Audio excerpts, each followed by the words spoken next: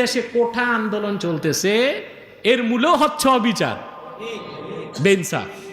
মূলে কি? ছাত্ররা কেন নামছে? তাদের দাবি হচ্ছে যে বাংলাদেশে কোটা করা হয়েছে চাকরির ক্ষেত্রে।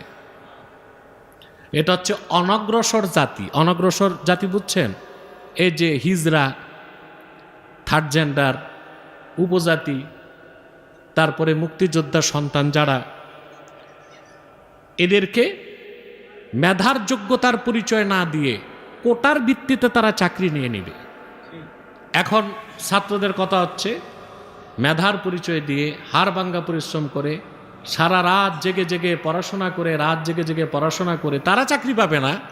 চাকরি পাবে শুধু বাপদাদার দোহাই দিয়ে কিংবা অনগ্রসরতার বা অক্ষমতার সুযোগ দিয়ে। এটা কি জাস্টিস না ইনজাস্টিস?